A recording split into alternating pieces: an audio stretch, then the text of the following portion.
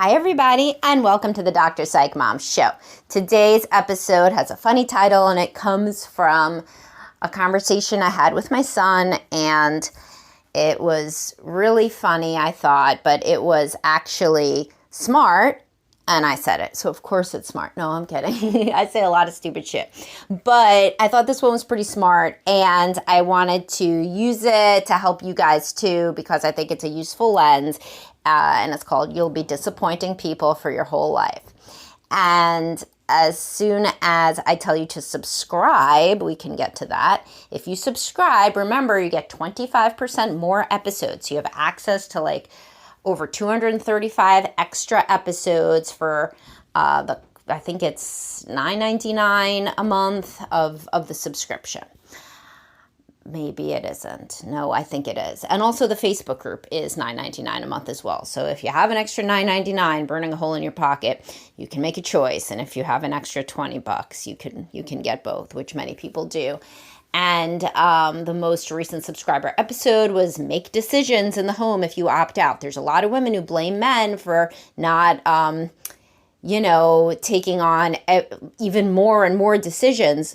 But remember, what's the end game of that? You don't want to have any decisions. If you're that scared of decision making, it may be depression or anxiety, right? Anyway, it's a good one for anybody who struggles with the balance of decision making in the home. And I talk about men who do this as well.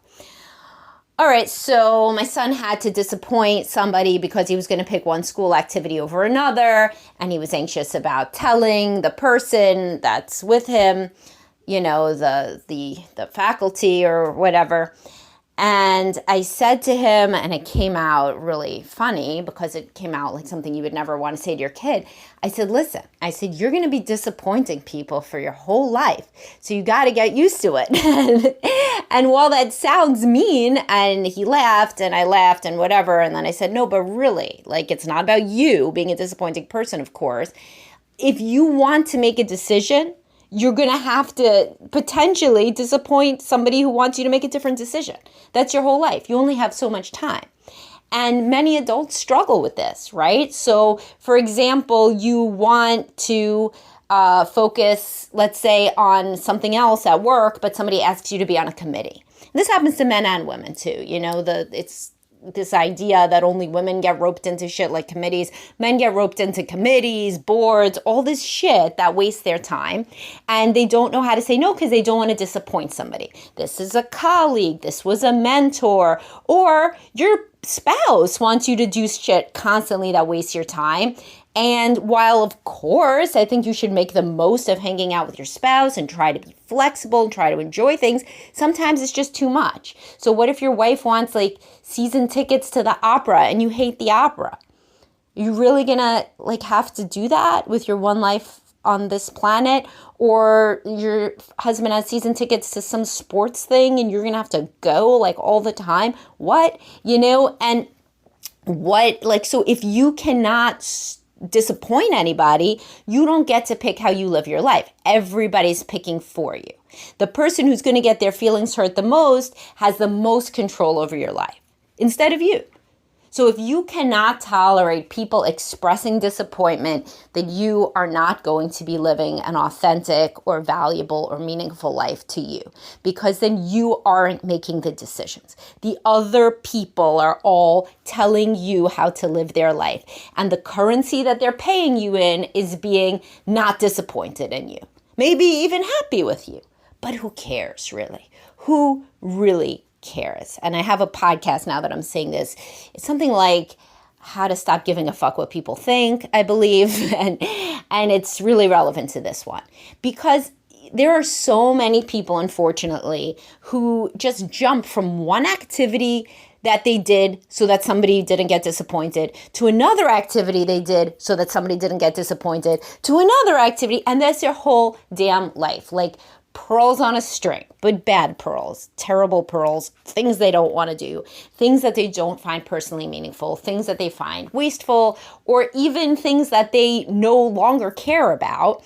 So for example, with a school activity, so let's say that, I'm not going to give you any of his real activities, but let's say he's picking football over you see how I am with sports here. Let's say he's picking, what are some weird sports? Curling. Like, okay, so let's say he's either going to do curling this season or he's going to do football, right? So he's either going to disappoint the curling team or he's going to disappoint the football team, and he's going to disappoint the curling coach or he's going to disappoint the football coach. But so then what does it turn into? It turns into which of those dudes, the curling guy or the football guy, is going to be more sad and more guilt tripping. So that's the team he's going to stay on, right? In this theoretical hypothetical, if he remains scared of upsetting people. And then you have to live a lie then, because you don't necessarily care about curling anymore in this analogy, but you have to pretend that you do because you have to resolve the cognitive dissonance. So most people will not directly be like, here I am only on the curling team because I found it too aversive to disappoint the curling coach. But I hate it every day. No, obviously that's not adaptive. People try to resolve cognitive dissonance in whatever way they can. So they're like, all right, curling's fine, it's good. Curling's fine, it's good. And they push down the idea that they really want to be spending their time doing something else like football. And you know, when these chickens come home to roost in adulthood, you know how many adults I have who regret not having the courage to do what they wanted to do during what they now realize was one of the freest times of their lives, being a young person.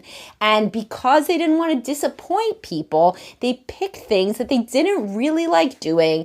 And more importantly, because kind of who cares? We all do a lot of shit we don't want to do, right? But some of these are zero sum.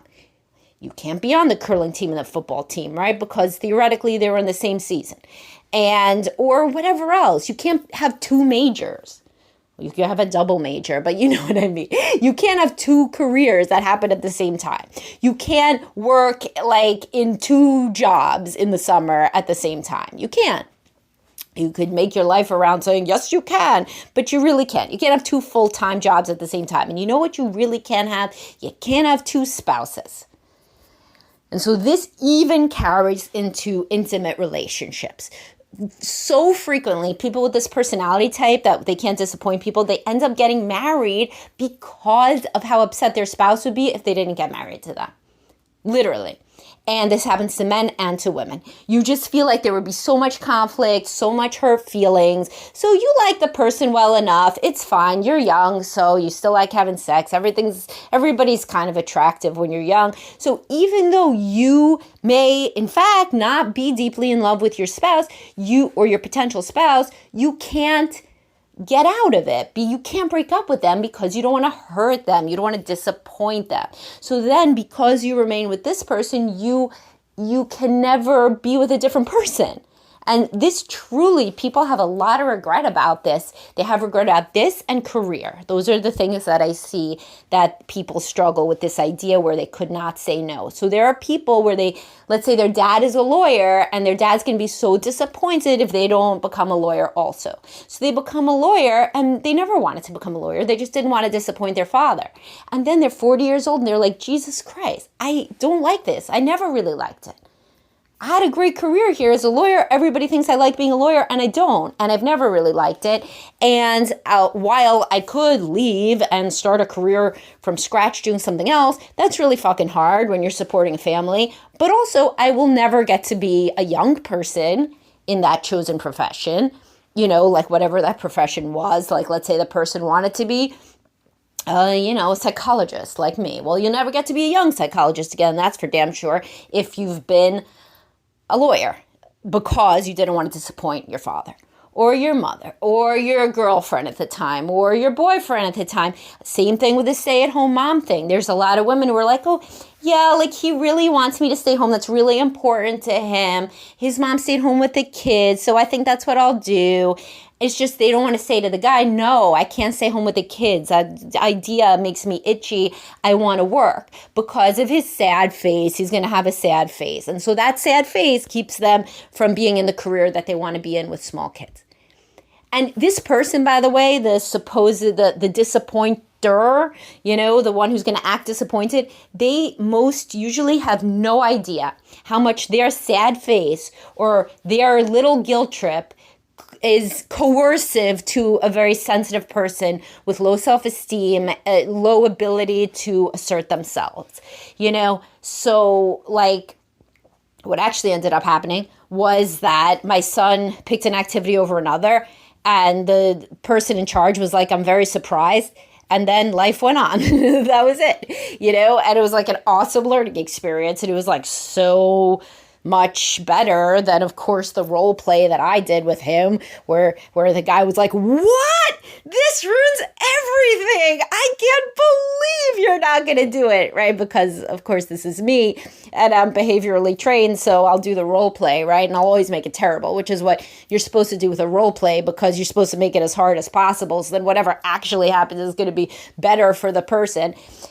And so anyway, it's like such a learning experience, such an opportunity, right? An opportunity to grow and to say, oh, I'm going to pick what I do with my life instead of letting other people and the specter of their potential disappointment choose for me. Instead, I am going to be in charge of my own destiny. Even if somebody gets disappointed, well, they can live their own life, that person, however they want to, and I'm going to live my life how I want to.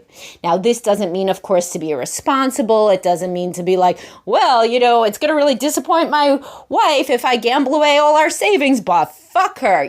That's certainly not what I'm saying, right? What I am saying is, when you have a core value, when you have really made peace and you may need to go to therapy to make peace with a decision or to make a decision.